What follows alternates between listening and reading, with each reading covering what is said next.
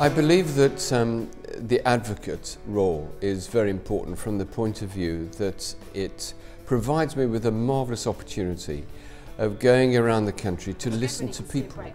And I think advocacy is in the end about listening and drilling right down to local people. That's what I enjoy most, because it's about their concerns and their desires and their wishes. And trying to work out and to capture the main messages that are coming out of rural England at the moment. And then not only capturing those ideas, but also trying to make sure that you're being creative and positive at the same time.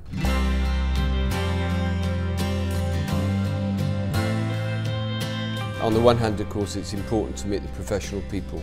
They're doing some very, very good work on behalf of other people.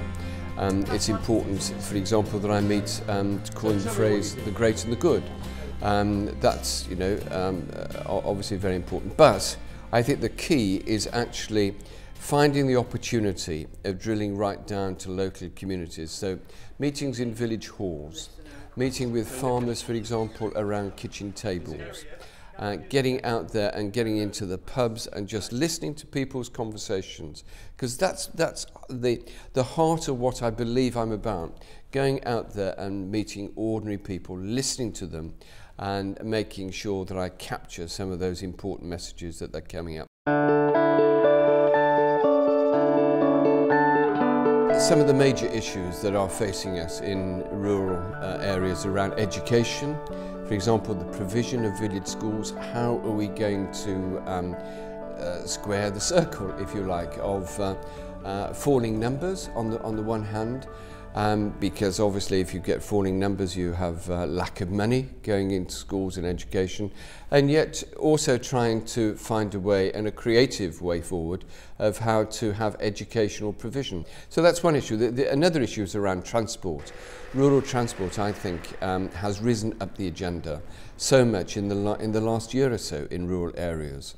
Because it's around sustainability of village communities, it's about access, of helping people, especially the disadvantaged, of which I'm particularly concerned for and with, to actually have some expression of being able to go to places, do their shopping, for example, go to the post office, go into the market towns. So I think that education and transport are some of the major issues. I think also health provision is actually rising up the agenda too.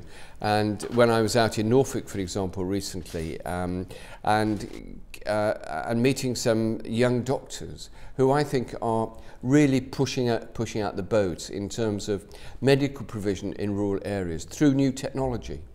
And then fundamentally, I think there's a question mark about affordable housing, of which I have a passion about, because I think that in the end, if you do not have affordable rural housing, then that is going to undermine what sustainability is all about. And I think affordable housing, if we could only crack that huge issue, then I think that would underpin what we mean by sustainability in the future. And also give some purpose into helping key workers in rural areas to be able to stay in those rural areas, which I think is very important.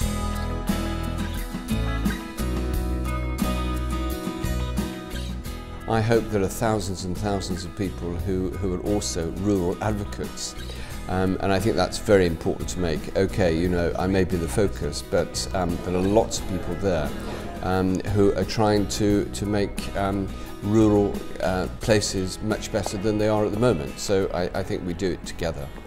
How can we make a difference? Well, I think that on a number of different levels. Obviously, on the one hand, that annually I make a report to the Prime Minister, and that's a formal written report, although there's an opportunity to speak to him on a one-to-one basis, trying to identify those major issues and concerns that I've captured, if you like, through my rural advocates visits. I actually believe that's very, very important.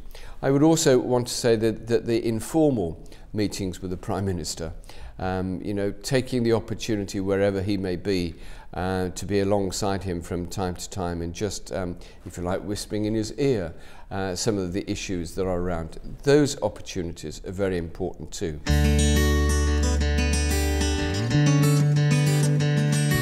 I can only do my work if I'm backed up by some very good people. And the Commission for Rural Communities employs, in my estimation, some very good people, very hard-working, very committed, and so we feed off each other. And there's a very real sense in which, as I go around the country, I'm not operating in isolation, but rather working together. Now, in terms of government, it means to say that we must make every opportunity of making our voice heard within government at all levels, from the Prime Minister through the different Secretaries of State, through the different departments. And a lot of that is really dependent in the end about working up some very good relationships with people. It's an amazingly privileged position, and I could only do it because I enjoy people.